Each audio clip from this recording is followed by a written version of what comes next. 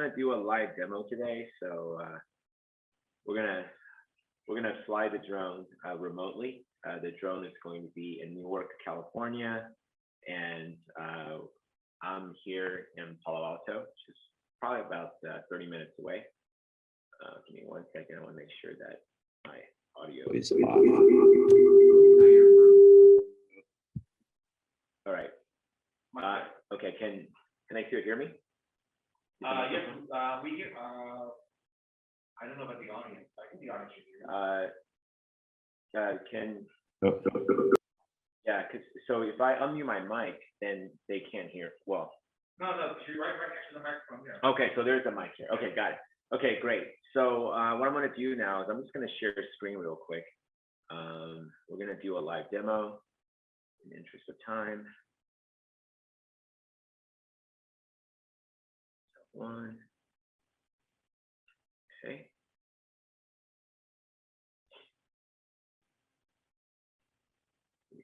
So this is a drone that you're controlling right now? Yeah. I'll be controlling this. Just want to give people an idea of what this product is like. I think there are a lot of drones out there, and people think all drones are alike. That would be akin to people thinking that all cars and trucks and vans are just automobiles. So drones are actually highly specialized. So the purpose of today is to kind of showcase our product and talk a little bit more about the business. So on the right, what you're seeing here on the upper right or the center screen, this is actually our base station. So we have a drone in a box solution. The drone in a box solution enables us to be able to have the drone take off, land, charge, and store the data, and have the data analyzed all on the base station. So the drone not only provides shelter, it also provides a lot of autonomous logistical support for our operation. And I'm going to launch the drone here using our C4 AI software. This is our mission manager. It's responsible for command, control, and computing. Command, control, communication. And the computing and AI functions are on the drone and the base station itself. And this software is actually living on the base station that you just saw. We are an edge-based system. So I'm going to go ahead and do a customer demo mission. I just did this mission this morning for someone in Germany. We routinely have customers from overseas logging in as part of the customer experience for them to actually fly the drone themselves. So I'm going to go ahead and launch this mission here. So again, this is live, so I'm going to pause the mission in a bit and have you guys tell me to turn left or right. So this way I can prove that this is indeed live. This is not a canned video. So we're going to, so you can see the base station opening here on the lower left. And that's our drone, and the drone is about to take off. And you'll be able to see the drone doing its launch status check over here. And now the drone takes off. And after the drone takes off, you'll see the first person view from the drone in another video stream above it. So this video stream is coming from the drone itself. We also have a thermal version of that stream as well. And now you can see the base station closed. Now the drone is going to make its way to waypoint number 1. On the very bottom, you have this red area. This red area is actually the no-fly zone. It's an arbitrary no-fly zone that we set up for this demonstration. We have a patented, this entire system is patented. A part of the patent covers what we call IPP, Intelligent Path Planning. So the drone is automatically able to avoid these no-fly zones. The green area is the geofence. That's the area that the drone will confine its operations within. So the drone will not go outside the area. So as the drone fly away from the launch location, I'm going to set gaze. This is a feature that enables us to set gaze or eyes on target, is what our customer calls it. It will remain on target. The camera will remain on target as long as the gaze is being set. So it doesn't matter how the drone is flying, that is where the drone is going to look. I'm also able to interrupt this mission. So even though this mission is a pre-programmed mission, I'm able to interrupt the mission by having the drone fly to this, like another location, for instance. I can also change the altitude if I want to. So I'm going to go ahead and have the drone fly to this location. Again, I'm going to set gaze now to the area where we have additional test drones. So you can see the drone basically pan and tilt the camera by itself. I'm not doing anything, I'm just clicking. So anyone who can use Google Maps and Uber app will be able to use the system. We try to soldier proof the system because we do have customers of a wide variety of educational backgrounds.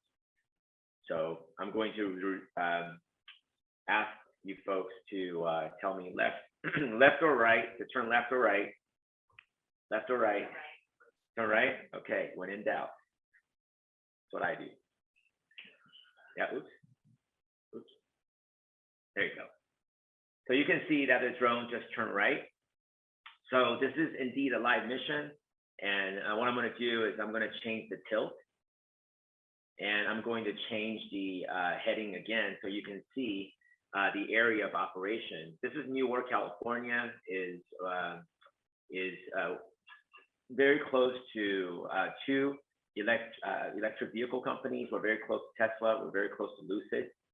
But the red area that you see, this is actually salt. The reason why I'm pointing this out is because we operate in a very salty environment. Literally, we are surrounded by a salt farm. So the product that you're looking at has been outside for over 3 years. So our product's been tested. There are a lot of drone companies out there that will demonstrate product in the perfect, ideal conditions with a system that's brand new. That's not how we do it to our customers. So do I have your permission to resume mission? Okay. Yes. All right. So you can also resume mission.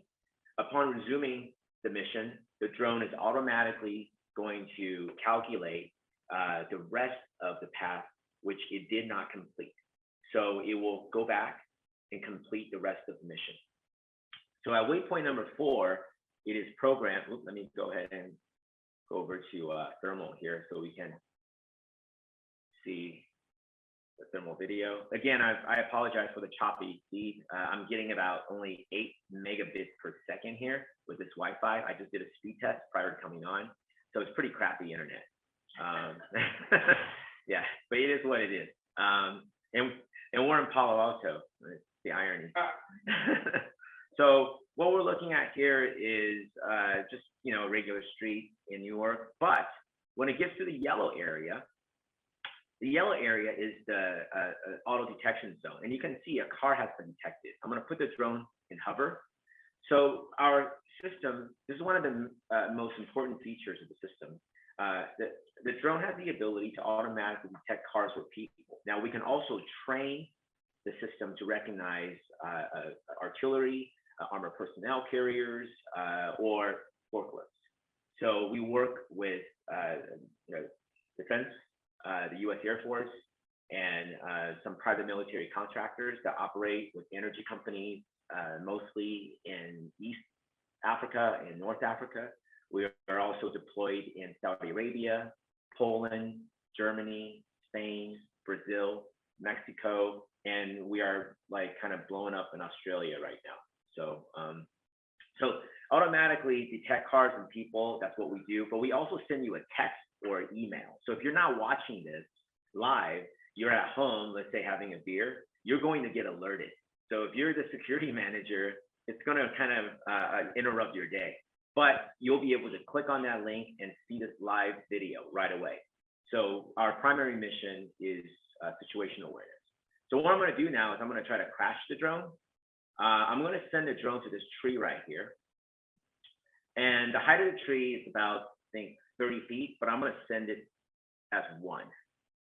So I'm telling the drone to go to this area, to fly through the tree and fly to 1 feet. And the reason why I'm doing this is because I want to show you that we built in a lot of safety mechanisms. So this way we are able to prevent a human error. So again, After receiving a command, the drone is now making its way over to the tree. And what I'm going to do is I'm going to tilt the camera down so you guys can actually see that there's indeed a tree right underneath it. There it is. Now I set the altitude to 1 feet, but it's not listening to me. But what I can do now is I can do another fly to, and I'm going to do a fly to right here. This is, I'm going to go ahead and change the altitude to 75 feet. And the reason why I'm doing this is because I want to show just how quickly the drone can replot a safe path around no-fly zones and to be able to avoid these fixed obstacles that we've already assigned a minimum safety value. And I'm also going to be able to, once I get to the location, what you're seeing is the never-ending construction project of our neighbor. Yeah, they've been going at this forever. So we've actually helped them out. Our landlord is friends with the owner of the building, so we've been sending them live video inspection from time to time. Now, what we can also do is we can circle. There's a circle feature that gives you a nice 360. It provides situational awareness when you get to an area that's new. You want to survey the area, you can do that as well. In the interest of time, I'm just going to go ahead and have it return to base. Yes. And we're going to launch the third person view as well. Oops.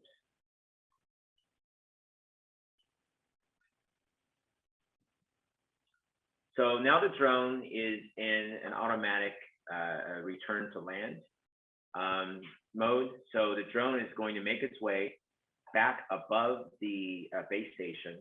So the base station is basically its home. It's going to knock on the door and say hello, and the base station says welcome home, and the base station will open the door. And once the door is open, the drone will land. But one of the most difficult part of the technology is autonomous precision landing.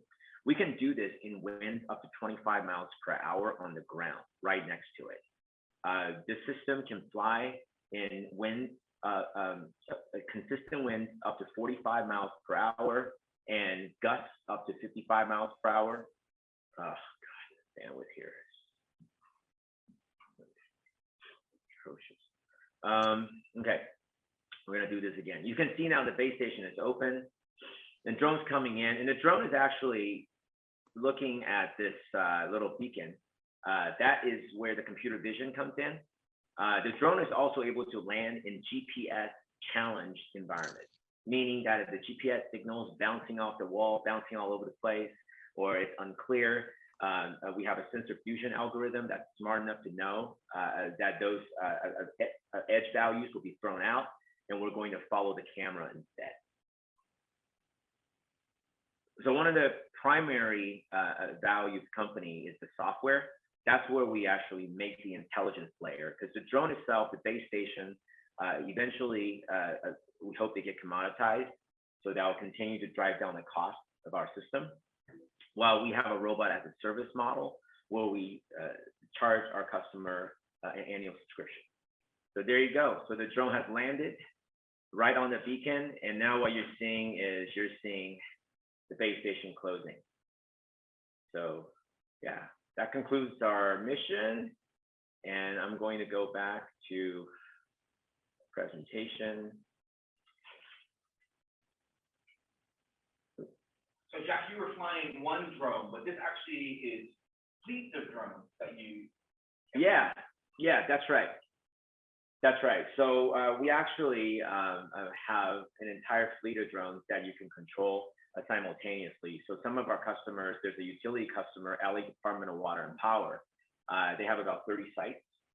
We're going to deploy two systems at 2 separate sites.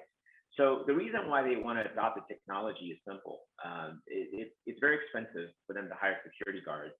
And security guards are notoriously unreliable because security companies are basically job placement agencies, and people who need a job placement agency in order to get a job typically are not going to be your best employees.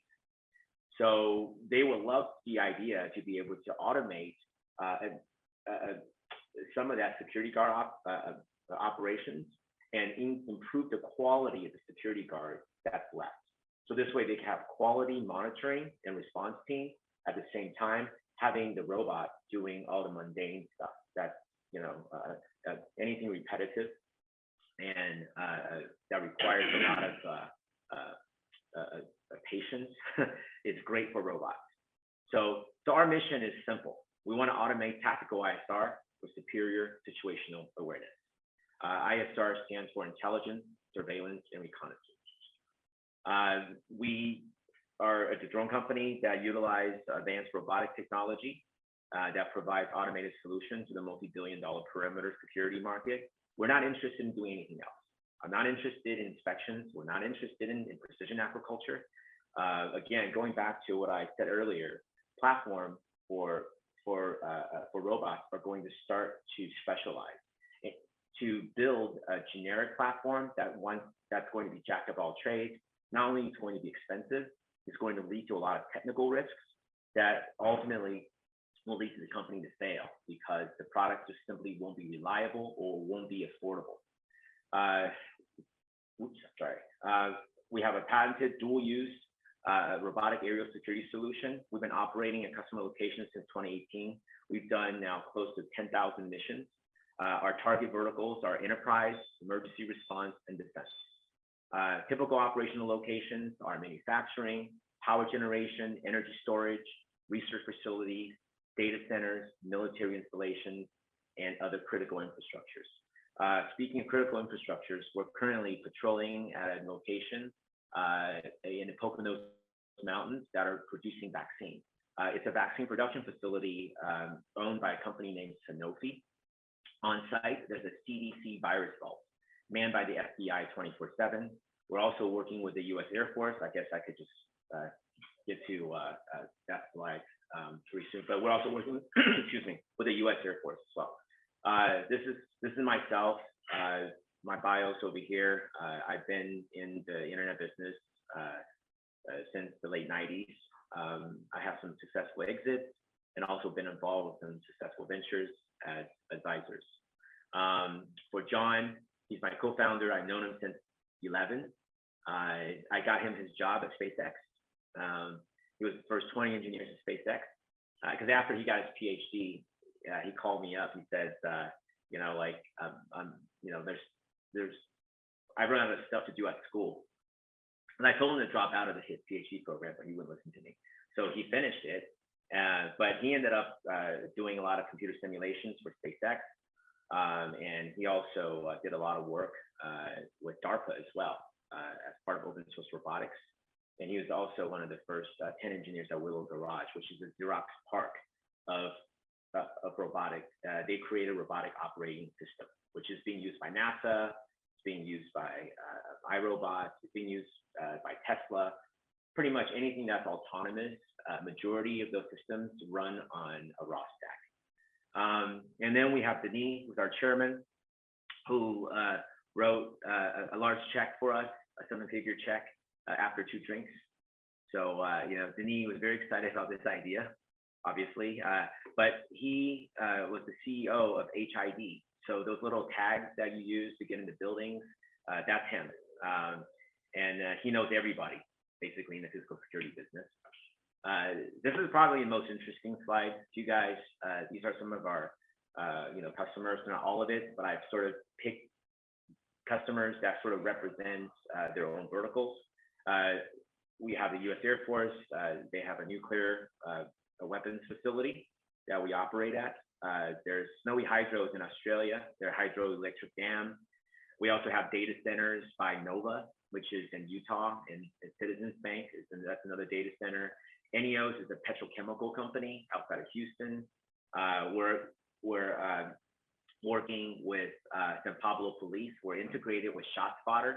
So ShotSpotter is gunshot detection sensor that automatically detects the gunshot. Right now, it takes the police about 15 minutes to be able to get to a gunshot event. And usually someone who fired the gun is not going to stick around for 15 minutes unless they're dead. So what we can do now is we get there in 3 minutes. So if there's a victim, we're able to immediately provide that situational awareness to the police, and the police are able to call an ambulance rather than they get there first and then they call an ambulance 15 minutes later. It takes the ambulance another 10 minutes to get there. So Sanofi I've already talked about. So these are the typical customers we have. Tavistock is really unique that they have the ultra luxurious facility for ultra high net worth individuals in an area called Lake Nona. I've never been, but it's in Florida.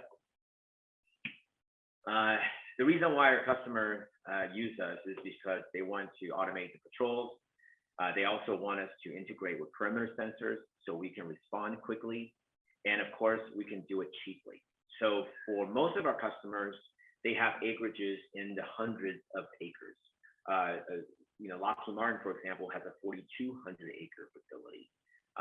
Kenroth Gold, the mining company in Brazil, has a 5 mile by 5.5 mile facility. So for those facilities that are really large, it's just not economically, it doesn't make economic sense to be able to install camera because you have to run power and you also have to run network and you also have to maintain those cameras. So they prefer to have a camera on demand that can be anywhere, anytime as they wish. That's able to work both day or night. Jack, can you talk about your capacity to patrol? I mean, you're talking about doing it anytime you want, but you can actually do this 24/7. Yeah. So we have a feature called Relay. So some of our customers, we have a PMC customer, private military customer, a private military contractor that's responsible for a project in somewhere in Africa. It's about 100 kilometers of pipeline. We're currently working with them to work to secure that pipeline. The project is in progress, and they would like to have 24/7 surveillance over that 100 miles worth of pipeline. And the reason why they want to use our system versus like a fixed wing system that can just fly and have much longer endurance is that they want to be able to have a lot of redundancy. So for that 50 kilometers, for that 100 kilometers, it's probably going to be about 25 systems. And these 25 systems basically overlap one another. And they can all go up. So when one is up, the other one is charging, and another one is always charged and ready to go. So this way they have a lot of redundancy. What's the charge time? So like, I've got how long does the drone fly? Yep. How long does it take to recharge it? Yeah. Okay. Yeah. Sorry, I just assume these things. Yes, these are important stats for everyone to know that I should mention. So the drone flies for about 30 minutes, but that's more in California weather. If you have strong wind, or if it's snowing, or the temperature is really low, it could go down to 20 minutes. But when you have the relay system, our customers will automatically have the drone call another drone and take over. So to the customer is somewhat seamless. The system will take care of that by itself. So it will be able to continue to finish the patrol with another drone if the first drone is about to run out of battery. It's like a tag team, right? Yeah. So again, my question: how long does it take to recharge? Recharging is 35 to 45 minutes. In colder climates, it's 45. So in Poland, for example, it's 45. Yeah, Poland is pretty cold. Is recharging autonomous as well? Yeah. Based recharging, or they can. We are energy source agnostic.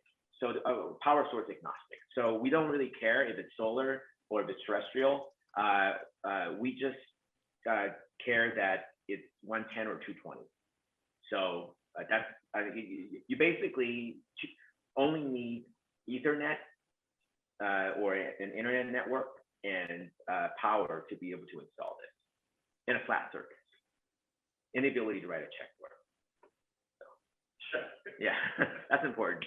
So I already did the demo. So we have a we're planning to go public on ASX because we're kind of blowing up in Australia, and they've been pursuing us, pretty hard. And 80% of the companies that's listed on ASX are primarily traditional companies, mining, real estate, and so on. So we have a decent chance to stand out on ASX. And that's planned for Q4 in 2021. Currently, we're looking for a bridge round and a 30% discount rate to the IPO price. And the amount to be raised is 2 months. And the maturity date should be 24 months from the time that the round closed. So that's what we're looking for right now. For the IPO, we're looking to raise about 10 to 12 million. Can you talk about a little bit about why ASX and why you think that's good? Yes. So we already have customers in Australia, and we're customers like Snowy Hydro, and we're about to deploy at 2 Air Force bases in Australia. So we're also working with the Australia Defense Department. There's just a lot of demand in Australia because they have a large continent. They have very few population. It's only about, I think, 26 million Australians, and the continent is close to the size of the United States. It's a vast place. They have the right industry. They have mining. They have a lot of logistics. They have a lot of new green energy stuff that they're working on. So wind farms, solar farms, aside from mining, and fossil fuel. Those are areas that they would have a lot of land, and they need to have something like this to be able to cover it. Does that answer your question, Marty? Yeah. I think we're good. Okay, cool. Yeah, so this is just how we're going to, use the money, sales expansion, product enhancement. I think product is how we're going to win this game. This is not the kind of company you're going to go in just because you have a superior marketing, department. You're going to somehow, we're not selling bottled water, basically. So this is all about the technology. So our product consists of 3 parts: software, hardware, and customer service. Customer service is actually one of the most important aspects of our product because our customers work very closely with us. So every single deployment is something that our customers involve us in terms of developing the concept of operations, training them how to use the system, helping them with navigate the regulations. So that's where we're going to be deploying the fund. So, Jack, great job. Thanks so much. Thank you. Find out. Sharing.